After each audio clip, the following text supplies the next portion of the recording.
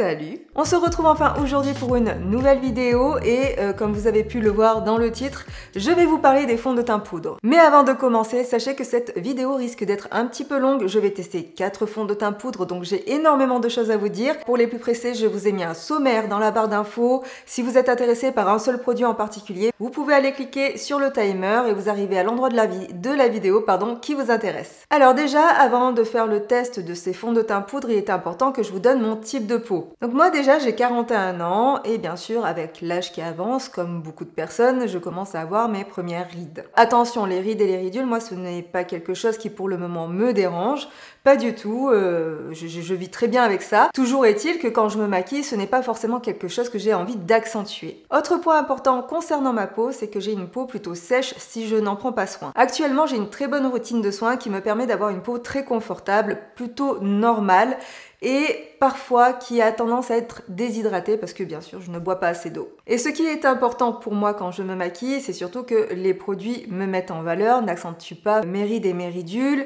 ne rendent pas ma peau inconfortable en la desséchant ou en la déshydratant encore plus. Donc on va voir si les fonds de teint poudre marchent bien sur mon type de peau. Les fonds de teint poudre, ce n'est pas un produit que j'aime particulièrement utiliser. Alors bien sûr, il y a des fonds de teint qui vont marquer votre peau, il y a des poudres qui vont accentuer vos rides et vos ridules. Bien sûr, il faut faire un bon choix. Mais je trouve que les fonds de teint poudre, en général, ce sont des produits assez lourds, assez épais. Et quand on commence à avoir une peau qui vieillit, eh bien ce sont des produits qui peuvent marquer encore plus votre peau. Et quand on commence à passer la quarantaine, c'est vrai qu'on devient un petit peu plus pointilleuse sur le choix de nos produits pour le teint. Alors moi, c'est vrai qu'au niveau du teint, j'aime bien les rendus très travaillés, j'aime bien les teints couvrants, j'aime bien les teints bien unifiés, mais je commence à me rendre compte que maintenant, c'est plus trop possible. Il faut que je choisisse des matières beaucoup plus légères, qui m'apportent un petit peu plus d'éclat. Donc c'est pourquoi j'ai un fort a priori sur les fonds de teint poudre. Mais avec ces tests, vous allez voir si j'ai changé d'avis ou pas. Alors avant de me maquiller avec les fonds de teint poudre, j'ai bien sûr appliqué mes soins, de ma petite routine soins que je fais tous les jours. Et ensuite, j'ai appliqué une base de chez Too Faced. J'en ai profité aussi pour tester de nouveaux produits. Donc le Bright Future Touche Lumière Lissante de chez Sephora. J'ai beaucoup de choses à vous dire sur ce produit, mais je pense que je le ferai sûrement en story. Et je me suis aussi commandé un stick concealer de chez Kiko que j'ai appliqué par-dessus la touche lissante de chez Sephora. Pour fixer ces deux produits, j'ai appliqué la Flawless Setting Powder de chez Focallure que j'aime énormément pour le contour de l'œil. Voilà, c'est à peu près tout ce que j'ai utilisé sur mon visage avant d'appliquer les fonds de teint poudre. Pour chacun de ces produits, je me suis fait exactement le même maquillage. Donc voici les 4 fonds de teint poudre que j'ai choisis. J'ai choisi le Can't Stop Won't Stop de chez NYX, le Weightless Perfection de chez Kiko, le Infaillible de chez L'Oréal, ainsi que le Pro Filter de chez Fenty Beauty. Pour les autres produits, le blush, le mascara, le rouge à lèvres, je vous les ai listés en barre d'infos. Le premier fond de teint poudre que j'ai testé, c'est le Can't Stop Won't Stop de chez NYX. Alors concernant le packaging du produit, c'est un produit vraiment très simple. Sachez qu'il n'y a pas de miroir à l'intérieur, donc pour faire des retouches dans la journée, ça risque d'être un petit peu plus compliqué. En même temps, c'est un produit qui est pas très cher. Forcément, ça se ressent aussi sur le packaging. Alors je dois vous dire que la première fois que je l'ai testé, je n'étais pas hyper convaincue. Ce qui s'est passé, c'est que j'avais choisi la mauvaise couleur. La couleur était trop foncée. Et du coup, ça me faisait comme des taches sur le visage. Je trouvais que ça se fondait très mal à ma peau et que ça faisait pas un teint unifié. Donc j'ai décidé quand même de lui donner une deuxième chance en commandant cette fois-ci la bonne couleur. Et le deuxième essai a été vraiment plus concluant parce que cette fois-ci, avec la bonne couleur, vraiment, il se fondait bien mieux à ma peau. D'ailleurs, je ne sais pas si vous vous souvenez, enfin en tout cas si vous êtes abonné à notre compte Instagram, je vous fais souvent des petites stories sur les produits que j'ai pu acheter que je ne vous montre pas forcément en vidéo. Et là, je vous avais fait une story en vous disant mon Dieu, mais j'ai essayé un fond de teint poudre, c'est incroyable, je pensais pas avoir un aussi beau rendu. Et je vous avais demandé lequel des 4 fonds de teint poudre était celui que je portais. Et je dois dire qu'il doit y avoir 95% des personnes qui ont répondu qui n'ont pas trouvé lequel c'était. Au niveau de l'application du produit, c'est un produit que j'ai appliqué au pinceau. Alors moi je préfère cette application avec les fonds de teint poudre parce que je trouve que ça floute un peu plus les pores, que ça unifie un peu plus le teint et que ça se fond mieux à la peau. Si vous voulez un rendu un peu plus couvrant, n'hésitez pas à utiliser une houppette, ça vous permet de prélever plus de produits et d'avoir quelque chose de beaucoup plus couvrant. J'ai bien aimé le rendu, ça faisait vraiment très joli sur ma peau. On pouvait pouvais quand même encore voir ma peau en transparence, mais ça l'unifiait tellement bien que en fait ça faisait comme si c'était ma peau en mieux, tout en ayant quand même un rendu, quelque chose, une différence que on n'a pas forcément en appliquant juste une poudre libre par exemple. On pouvait quand même encore voir mes petites taches de rousseur. Alors là je sais que vous risquez pas forcément de les voir, mais quand je ne suis pas maquillée j'ai quand même des taches de rousseur ici, et là on les voyait, donc je trouvais ça plutôt sympa. Et en plus j'ai trouvé que la matière ne se voyait pas sur la peau. C'est un fond de teint poudre qui n'a pas marqué mes ridules, qui n'a pas marqué mes zones de sécheresse. Salut tout le monde. Donc moi aussi je vais tester deux fonds de teint poudre pour voir un petit peu ce que ça donne sur ma peau, parce que vous savez que j'ai une peau qui est très déshydratée et donc je suis curieuse de voir le résultat. Je vous filme ça avec le téléphone parce qu'on trouvait intéressant avec Alicia de vous montrer un petit peu à la lumière du jour qu'est-ce que ça excusez-moi, qu'est-ce que ça donnait. Le résultat maintenant. Et voilà, avec le Can't Stop Won't Stop. Donc premier avis comme ça, c'est pas mal, ça fait le job pour quand on est très pressé, voilà, on veut que ça soit rapide. Par contre, effectivement, il couvre pas énormément, hein, comme vous le voyez, mais bon, en même temps, je pense qu'on peut pas attendre beaucoup mieux d'un fond de teint poudre. Par contre, donc, le résultat de loin, il est pas mal. Par contre, j'ai quand même une sensation de tiraillement, même si j'ai mis une brume hydratante et j'ai même mis une brume de chez MAC pour fixer et pour hydrater, mais je sens que ça me... Ma peau, elle dit ouh, ah j'ai soif, pourquoi tu me fais ça? Mais sinon, le rendu, je sais pas ce que vous en pensez, c'est pas mal. Donc là, j'ai un cours de maquillage, donc je vous reprends juste après pour voir comment a évolué le fond de teint, d'autant plus que je vais porter le masque, donc on va voir comment il tient. Alors, petit update après 2h30 de cours et aussi après avoir porté un masque. Donc, franchement... Alors là, je suis pas à la lumière du jour parce que finalement il fait un peu trop sombre, donc je pouvais pas vous montrer à la lumière du jour. Donc je suis avec des lumières artificielles, mais je trouve qu'il reste quand même assez lumineux et je ne brille pas beaucoup, alors que j'ai tendance quand même à avoir la zone T qui brille très facilement. Et là, ce n'est pas le cas, donc je suis assez étonnée. Même au niveau de la tenue, enfin vous voyez, j'ai porté le masque et je trouve que c'est pas mal. Par contre, bon, on voit bien les pores de ma peau, on voit bien que enfin j'ai la sensation, en fait, j'ai vraiment une sensation d'inconfort, de tiraillement. Et j'ai l'impression que du coup, par conséquent, que toutes mes rides sont un peu plus marquées. Alors, franchement, je trouve que c'est pas mal du tout au niveau de la rapidité et du rendu. Mais ayant une peau déshydratée, moi c'est vraiment la sensation de tiraillement et d'inconfort, et donc je sens en fait que j'ai un fond de teint sur le visage, que j'ai quelque chose, et du coup ça rend tout ça très inconfortable. Voilà. Au fur et à mesure de la journée, je trouve vraiment que ce produit évolue très bien sur la peau, il lui donne même un aspect encore plus naturel, il n'est plus complètement mat, l'effet poudré disparaît un petit peu pour se fondre encore mieux à la peau. Si vous avez la peau grasse, dans la journée, prévoyez une petite absorption de sébum et peut-être même une petite retouche. En tout cas, c'est un produit qui a très bien tenu sur ma peau et qui n'a pas disparu, sauf au niveau du menton, mais là, quoi qu'il arrive, tous les produits de teint ont toujours tous disparu à ce niveau-là, à partir du moment où je vis un petit peu avec mon maquillage. Je suis très souvent comme ça, et donc forcément, je vais pas avoir tendance à faire disparaître les produits sur la zone du menton. C'est un produit qui vraiment ne marque pas les pores, qui ne les accentue pas, il ne les fera par contre pas disparaître non plus. Donc si vous voulez mieux flouter vos pores, moi je vous conseille de mettre en dessous une base floutante, une base lissante, et là avec ce produit par-dessus, franchement je pense que ça sera nickel. Et concernant les rides et les ridules, je trouve qu'il ne les a pas plus marquées, vraiment c'est comme si le produit s'était fait oublier sur ma peau. Il s'est juste un tout petit peu déplacé dans ma ride du nasogénien,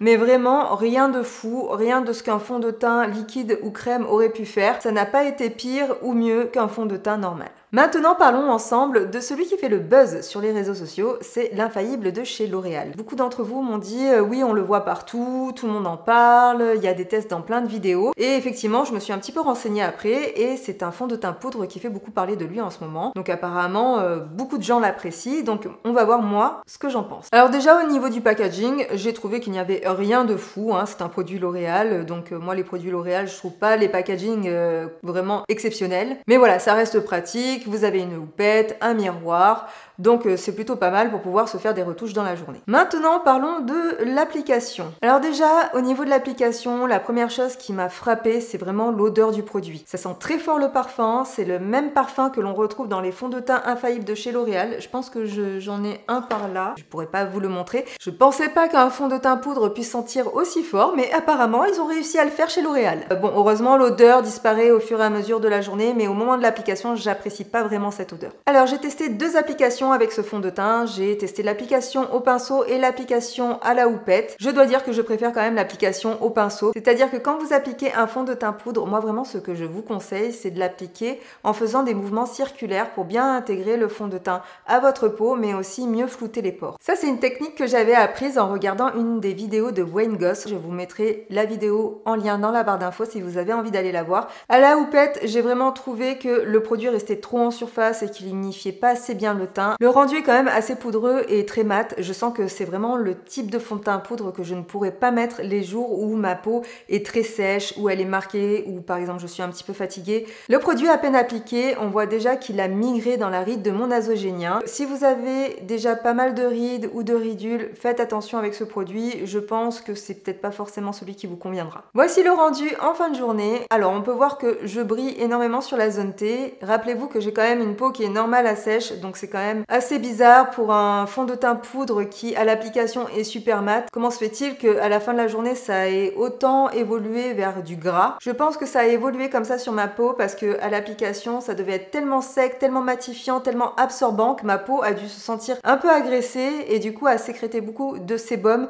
pour pouvoir re-avoir un petit peu d'hydratation, un petit peu de confort. Donc je pense que c'est plutôt une réaction de ma peau. J'ai senti aussi que ma peau tiraillait un petit peu en fin de journée avec ce produit. C'est pourquoi je pense vraiment que ma peau a surréagi avec ce produit. Il ne me tardait qu'une chose en fin de journée, c'était vraiment d'enlever ce fond de teint poudre. Concernant les rides et les ridules, j'ai constaté sur ma peau que le fond de teint avait vraiment migré dans la ride de mon nasogénien. Avec le gras de ma peau, la matière a aussi migré dans mes pores, donc on peut dire que c'est quand même une matière qui bouge pas mal. Alors est-ce que c'était dû à mon sébum? Est-ce que c'était dû à la base que j'avais mis en dessous? Peut-être avec une base matifiante ou lissante, ça ne serait pas passé comme ça sur ma peau. Peut-être aussi qu'en mettant un coup de spray fixateur juste après avoir mis le fond de teint poudre, ça se serait mieux passé. Je n'ai pas poussé les tests jusque là parce que j'avais, comme je vous ai dit, 4 fonds de teint poudre à tester. Si vous avez un retour à me faire par rapport à ça, n'hésitez pas. Mais voilà, moi me concernant, pour le moment, les tests n'ont pas été très concluants avec ce produit. Alors nous sommes le lendemain et là j'ai testé le L'Oréal Infaillible 24 heures et c'est marrant parce que quand je l'ai appliqué devant mes lumières, il faisait beaucoup plus jaune parce que là ça se voit qu'il est jaune et là à la lumière du jour je vois pas trop de différence, donc peut-être que ça se verra plus sur les images là, je sais pas, mais en tout cas sur le téléphone ça va. Donc alors au niveau de l'application, j'ai l'impression d'un peu plus en mettre, ça fait beaucoup plus poudreux en fait que le Can't Stop, Won't Stop. Après au niveau de la sensation, ça va, ça tiraille pas du tout, franchement, voilà. Il est un peu moins couvrant que le NYX, j'ai l'impression. Et voilà, et sinon, vous voyez, il marque pas. Là, au niveau des yeux, j'ai pas appliqué celui-ci, j'ai fait comme d'habitude. Mais vous voyez, enfin, il marque pas plus que d'habitude. Alors, est-ce que c'est parce que j'ai bien dormi? Je ne sais pas. Bref, on verra l'évolution. Donc là, j'ai un cours encore, donc je dirais dans 3-4 heures à peu près. Et me revoilà après au moins 4 heures que je porte ce petit fond de teint, enfin ce fond de teint poudre, pardon. J'ai un peu froid, c'est pour ça que j'ai le plaid. Donc, alors mon avis c'est que au final ça me tiraille encore une fois la peau. Et je sais pas si vous voyez, mais je sens beaucoup plus la poudre à la surface de ma peau que avec le Can't Stop Won't Stop de chez NYX. Et vous voyez là, je suis beaucoup plus marquée qu'hier, j'ai l'impression. Voilà. Donc celui-ci, je trouve pas terrible. Et pour ma part, pour ma conclusion personnelle sur une peau déshydratée comme la mienne, c'est les fonds de teint poudre, c'est pas quelque chose que je recommanderais spécialement parce que justement la poudre a tendance à rester à la surface de la peau et j'ai l'impression que ça fait un rendu qui n'est pas fini, contrairement à un fond de teint fluide classique. Après, qu'on va poudrer, je trouve que le fini est beaucoup plus beau, le rendu est beaucoup plus beau, et ça même si on en met très peu. Voilà pour ma petite conclusion à propos des fonds de teint poudre. Salut! Je vais maintenant vous parler du Weightless Perfection de chez Kiko. Donc c'est un fond de teint que vous pouvez utiliser sec ou mouillé. Alors voici ce qu'il y a écrit sur le packaging. Fond de teint compact, uniformisant en poudre fini mat. Alors c'est un fond de teint poudre avec un très joli boîtier, je trouve, pour Kiko, c'est plutôt pas mal. À l'intérieur, vous avez aussi un miroir, une petite éponge pour appliquer votre fond de teint. Mon premier test avec ce fond de teint ne s'est pas vraiment très bien passé. Je l'ai d'abord appliqué sec pour voir un petit peu ce qu'il donnait. Donc vous ne verrez pas le test en vidéo parce que voilà, concernant tous les fonds de teint poudre que je vous présente, je les ai testés minimum 2 fois chacun pour pouvoir avoir une idée. Donc pour ce premier test, j'avais d'abord appliqué le fond de teint poudre au pinceau, comme je préfère le faire avec les autres, et je trouvais qu'il n'y avait aucune différence sur ma peau, à part le fait que ce soit un petit peu matifié, mais vraiment, je n'avais pas un teint plus unifié, ça ne masquait pas mes petites imperfections, ni mes petites taches.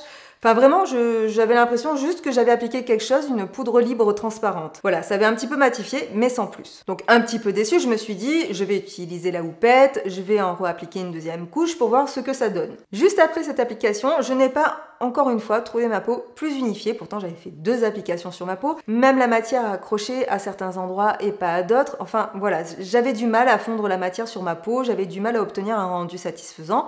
Bon, je me suis dit, ma peau est quand même matifiée, pour les personnes qui aiment les rendus très naturels, qu'on voit vraiment la peau en transparence, ça peut peut-être leur plaire, donc je vais quand même tester le produit toute la journée pour voir si au moins au niveau de la tenue, ça se passe bien. Une catastrophe. Ça n'avait pas du tout tenu. En milieu de journée, j'ai la peau qui recommençait à briller. Vraiment, je n'ai trouvé aucun intérêt à cette application sèche avec ce fond de teint poudre. Donc, comme Kiko nous le vend comme un fond de teint poudre qui peut être aussi humidifié, pour mon deuxième test, cette fois-ci filmé, c'est ce que j'ai voulu essayer. Donc, j'ai d'abord humidifié mon éponge. Alors, je l'avais un petit peu trop humidifiée et du coup, je me suis rendu compte qu'elle était trop mouillée. Et du coup, ça ne marchait pas bien sur ma peau, ça n'accrochait pas. Donc j'ai un petit peu essoré l'éponge fournie par Kiko et elle était juste humide. Et là, ça marchait bien mieux, j'ai pu mieux prélever la matière. Par contre, au niveau de l'application, ça ne fonctionnait pas très bien quand j'essayais d'étirer la matière sur ma peau. Donc j'ai tapoté le produit sur ma peau et cette fois-ci, j'ai obtenu un petit peu plus de couvrance. Le rendu était un peu plus unifié que lors de l'application sèche. Alors par contre, ce qui était très bizarre, c'est qu'une fois que j'avais fini d'appliquer le fond de teint, j'ai trouvé que ça faisait ressortir mes ridules de déshydratation, ce qui est très bizarre pour un fond de teint poudre que l'on humidifie. Normalement, ça a plutôt tendance à justement apporter du confort à la peau et à faire disparaître un petit peu les rides et les ridules. En tout cas, celles qui apparaissent à cause de la déshydratation. D'ailleurs, ça me fait penser qu'il faudrait peut-être que je boive un petit verre d'eau là. Bon, et concernant la couleur, vous pourrez peut-être le remarquer ou pas en vidéo, mais moi je l'ai remarqué en me regardant dans le miroir, c'est que la couleur était un peu foncée pour moi. Mais là, c'est de ma faute, c'est parce que je l'ai choisi sur internet et que du coup, je me suis un petit peu trompée dans la couleur. Quoi qu'il en soit, ce n'est pas perdu parce que je pourrais toujours m'en servir pour cet été. Le rendu en fin de journée. Alors, j'ai trouvé que ça n'avait vraiment pas bien tenu au niveau des ailes du nez. Je ne me souviens pas m'être mouchée ou quoi que ce soit ce jour-là, donc c'est vraiment bizarre. Voilà, ça n'a pas tenu sur cette zone-là. Mais bon, c'est pas très grave, hein, ça arrive sur certains produits, pas d'autres. Pareil pour le menton, mais comme je vous ai dit, ça c'est à peu près sur tous les produits teint. Au niveau du menton, de toute façon, il n'y a aucun fond de teint poudre qui n'a tenu. J'ai pu aussi ressentir un petit tiraillement en fin de journée. J'ai senti ma peau un peu plus déshydratée que d'habitude. Est-ce que c'était parce que ce jour-là, voilà, je m'étais moins hydratée ou je ne sais pas, mais toujours est-il que j'avais une légère sensation d'inconfort. J'ai quand même pu remarquer que par rapport à la première application, la tenue en fin de journée était bien meilleure avec une application humide.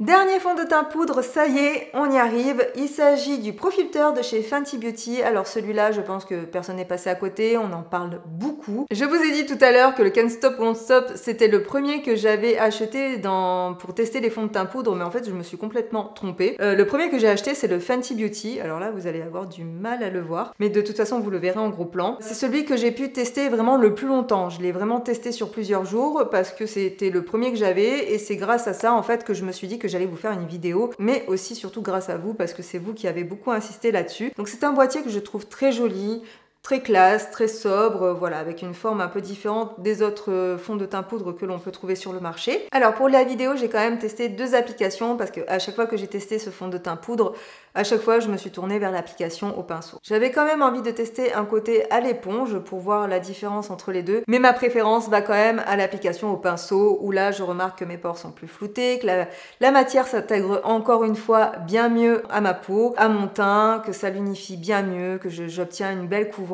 Voilà, que vraiment le rendu est vraiment meilleur au pinceau. Vraiment, à chaque fois, à l'éponge, avec ce type de produit, j'ai l'impression que la matière reste en surface, qu'elle ne s'intègre pas bien à la peau et qu'on voit plus l'effet poudré du produit. En plus de tous les fonds de teint poudre que j'ai pu tester dans cette vidéo, c'est celui qui a la meilleure couleur pour ma carnation, donc voilà, je pense aussi que ça y fait. Alors je trouve que déjà, ce fond de teint poudre en lui-même permet déjà de bien flouter les pores. Mais alors si en plus vous ajoutez la base Primed and Poreless de chez Too Faced, vous avez une peau, mais alors nickel. Elle est lissée, vos pores disparaissent presque complètement. Je dis presque parce que n'oubliez pas que le maquillage, ce n'est pas magique, mais en tout cas, il y a un bel effet lissé, un bel effet flouté. Pour moi, vraiment, le combo des deux produits est bluffant. Au niveau de la sensation sur ma peau, je n'ai pas de sensation de tiraillement. Dès que je l'applique, je suis à l'aise avec ce produit. En fin de journée, le fond de teint poudre a très bien tenu. Mes pores ne sont pas plus marqués, mes ridules non plus.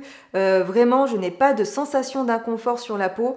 Des 4 que j'ai pu tester, c'est le seul qui ne m'a pas tardé d'enlever en fin de journée. J'ai toujours été très étonnée quand même du rendu en fin de journée parce que vraiment, c'est un produit qui tient très bien et malgré sa très bonne tenue, il n'a pas tendance à me dessécher la peau. Je n'ai vraiment pas la sensation d'étouffer avec ce produit. Je me sens vraiment très bien avec. Vraiment, pour moi, ce produit-là, c'est vraiment le produit gain de temps. Voilà, quand je suis pressée, que j'ai envie de me maquiller rapidement, que j'ai pas trop le temps, que j'ai envie d'avoir l'air un petit peu apprêtée, un petit peu maquillée, c'est vers celui-ci que je me tourne parce qu'il a une facilité d'application et d'utilisation qui est quand même incroyable. J'ai vraiment un très beau rendu tout de suite.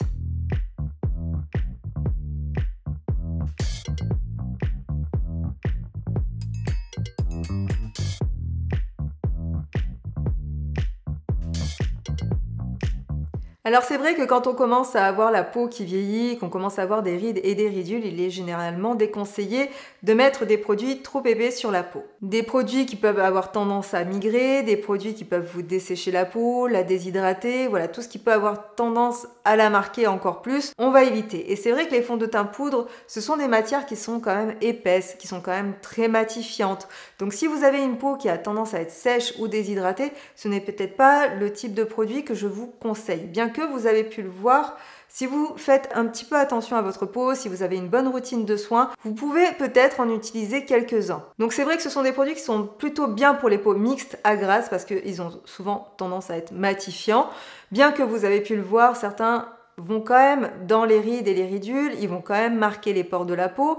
Ils ont peut-être parfois tendance à migrer avec le gras de la peau. Si comme moi par exemple vous avez une peau sèche ou une peau qui peut être déshydratée, utilisez plutôt une base hydratante en dessous et peut-être appliquer par-dessus pour obtenir un rendu plus naturel, un peu plus fondu, un spray fixateur qui va être hydratant, qui va peut-être apporter un petit peu plus de lumière et qui va donner un rendu un peu plus naturel. Je pense que le fond de teint poudre, ce n'est pas un produit qui peut se suffire à lui-même quand on a une peau mature. Il va falloir avoir une bonne routine de soins en amont et utiliser la base qui convient à votre nature de peau. Il y a un point dont je ne vous ai pas parlé en début de vidéo et qui me semble quand même important parce que ça ressemble énormément à des poudres compactes. La poudre compacte, elle, va vous permettre de matifier votre teint ou de fixer votre fond de teint liquide ou crème. La poudre compacte vous permet aussi de faire des retouche au fur et à mesure de la journée pour rematifier un petit peu votre teint. Le fond de teint poudre, lui, c'est vraiment un produit 2 en 1. Vous avez le fond de teint et la poudre dans le même produit. C'est pourquoi je ne vous conseille pas d'appliquer ce type de produit par-dessus un fond de teint. Si vous avez une peau qui est déjà marquée, qui a déjà pas mal de rides, qui a tendance à avoir des ridules de déshydratation, vraiment ne combinez pas les deux parce que c'est vraiment un produit qui est déjà censé être un fond de teint. Donc si vous mettez un fond de teint par-dessus un autre fond de teint, vous comprenez bien que ça risque vraiment d'alourdir votre peau. Attention,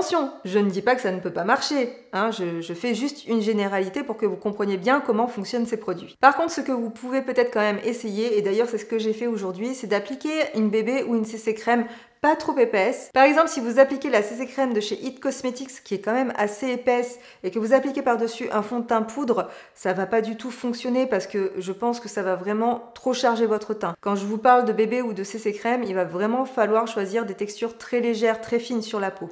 Si par exemple, vous avez les joues qui ont tendance à rougir ou à rosir très facilement et que à cet endroit-là, vous avez besoin d'un petit peu plus de couvrance et que le fond de teint poudre ne vous permet pas d'obtenir de l'opacité à ce niveau-là, prenez une bébé ou une CC crème, vous en mettez aux endroits où vous avez tendance à rougir et là, vous mettez par-dessus votre fond de teint poudre. Mais attention à ne pas forcément mettre de partout. Moi, aujourd'hui, j'avais envie de tester le combo CC Dull de chez Herborian plus le fond de teint poudre de chez Fenty et je trouve que le rendu est plutôt joli. Autre point très important, comme je vous le disais, en général, ce sont des poudres qui sont assez épaisses et donc quand on commence à avoir la peau mature, le contour de l'œil qui commence à être marqué. Ce n'est pas le genre de produit que je vous conseille d'appliquer sur le contour des yeux. Comme vous avez pu le voir pour chacun des tests, et comme je vous l'ai montré en début de vidéo, à chaque fois, j'ai appliqué une poudre libre très fine sur le contour de mes yeux. Maintenant, je vais vous faire un classement très rapide de ces 4 fonds de teint poudre, celui que j'ai le moins aimé vers celui que j'ai préféré.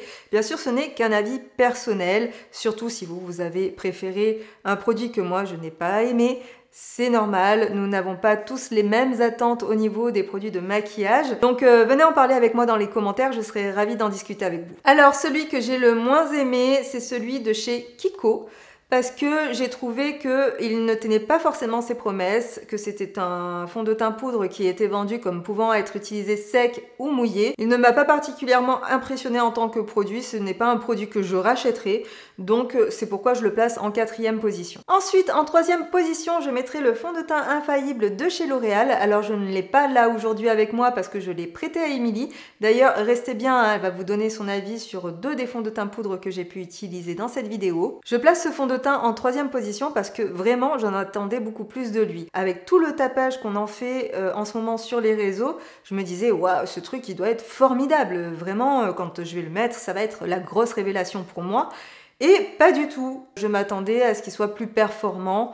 Et surtout, je m'attendais à ce qu'il soit un petit peu plus confortable. Alors après, c'est un produit qui ne convient pas à mon type de peau.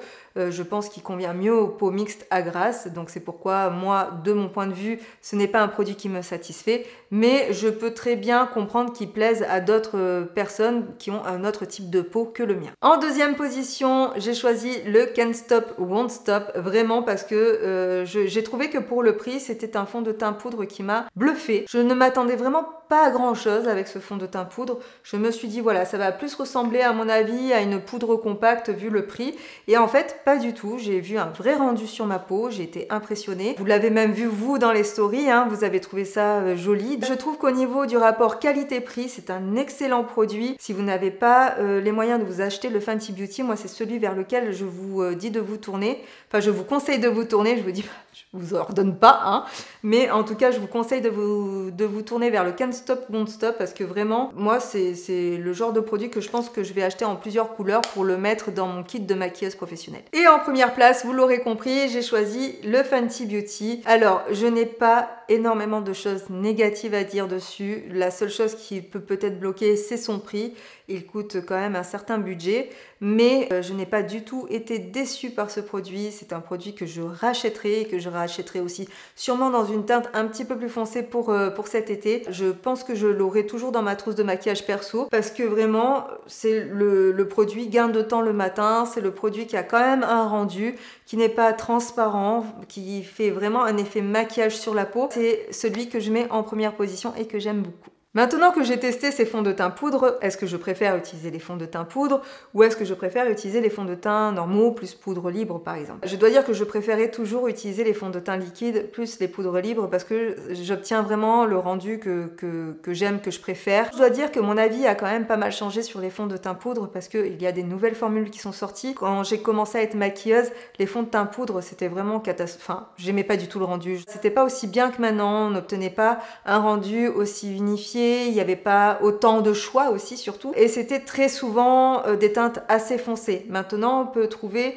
des fonds de teint poudre dans des teintes plutôt claires. C'est vrai que les fonds de teint poudre avant quand on en mettait on se retrouvait avec une belle démarcation quand même. Maintenant ils ont compris que il y avait toutes sortes de carnations différentes et on trouve un plus large choix au niveau des teintes, donc on obtient un rendu forcément beaucoup plus joli sur notre peau. Mais quoi qu'il arrive, en tant que professionnelle, si j'ai vraiment envie de faire un beau teint travaillé, je vais toujours utiliser un fond de teint liquide et une poudre libre. Alors pour répondre à une question qui est récurrente ces derniers temps, depuis 1 an, depuis que nous portons le masque, c'est est-ce que ces produits sont sans transfert ou pas? Pas du tout, ils sont pas sans transfert, ça reste quand même de la poudre en surface et la poudre, ce n'est pas un produit qui est sans transfert. Donc forcément, quand vous allez porter votre masque, vous allez perdre de la matière avec le frottement du masque. Il y aura des fonds de teint poudre qui tiendront mieux que d'autres, suivant la base que vous allez utiliser, suivant le spray fixateur que vous allez cheater par-dessus. Mais quoi qu'il en soit, ça reste quand même un produit où il y a beaucoup de poudre à l'intérieur et la poudre, ce n'est pas sans transfert. Attention, quand vous utilisez ce genre de produit, que vous appliquez des produits gras en dessous, moi je sais que j'ai tendance à avoir une routine de soins assez nourrissante, attendez bien quand même que les soins aient bien pénétré dans votre peau parce que sinon les fonds de teint poudre ont tendance à très vite accrocher le gras. Donc si vos crèmes hydratantes n'ont pas encore bien pénétré votre peau ou s'il y a trop de matière qui est restée en surface, les fonds de teint poudre vont avoir tendance à accrocher et du coup ça risque de faire un peu des patchs de matière et ça risque de ne pas être très joli. Concernant l'application, vous l'aurez compris, moi je préfère l'application au pinceau. Alors attention, pas n'importe quel pinceau, par exemple ce type de pinceau ça ne convient pas, c'est trop mou, c'est trop fluffy, ça ne va pas prélever assez de matière. Moi j'aime qu'il y ait un petit peu de couvrance. C'est pourquoi j'ai choisi plutôt d'appliquer ces fonds de teint poudre avec le pinceau 105 de chez Zoeva. C'est un pinceau où il y a plein de poils, c'est assez compact, assez... comment dire, il est mou mais sans trop l'être, vous voyez ce que je veux dire? Donc du coup il va prélever plus de matière et il est plus petit, plus précis et je vais plus facilement pouvoir faire la technique d'application en mouvement circulaire. Donc ça me prendra peut-être un petit peu plus de temps qu'avec un gros pinceau, mais j'obtiendrai un meilleur rendu avec ce type de pinceau. Concernant les outils d'application des produits, que ce soit n'importe quel produit, mais plus particulièrement ces petites houpettes qu'il y a là dans les produits, j'ai pu remarquer que très souvent elles sont pas lavées, hein. Alors n'oubliez pas de les laver au moins une fois par semaine parce que ce sont des nids à bactéries et à microbes. Moi je les lave au savon de Marseille, enfin en général moi je ne les utilise pas, là c'était vraiment pour tester pour cette vidéo. En général j'utilise plutôt des houpettes, mais voilà, au moins une fois par semaine avec un peu de savon de Marseille, vous rincez à l'eau claire et vous pouvez les réutiliser autant de fois que vous voulez. Voilà, la vidéo touche enfin à sa fin. C'était très long et c'était assez long à tourner pour moi aussi, mais j'ai pris beaucoup de plaisir à faire cette vidéo. Si vous avez pris plaisir à la regarder, si vous avez passé un bon moment avec moi, n'hésitez pas à soutenir notre chaîne en likant la vidéo, en laissant un petit commentaire ou en repartageant cette vidéo pour que d'autres personnes profitent peut-être de ces conseils. Et puis Émilie et moi-même tenons vraiment à vous remercier du soutien que vous nous apportez chaque jour, parce que chaque jour nous avons des likes, chaque jour nous avons des commentaires, chaque jour nous avons des nouveaux abonnements. Et vraiment, à chaque fois de voir que la communauté s'agrandit un petit peu plus sur cette chaîne et sur Instagram, vraiment ça nous fait chaud au cœur et on ne le dit pas assez souvent, mais merci beaucoup, merci de nous soutenir à chaque fois. On se retrouve, je l'espère, bientôt pour une prochaine vidéo. En attendant, prenez bien soin de vous, je vous fais plein de bisous, profitez bien de la vie. Salut!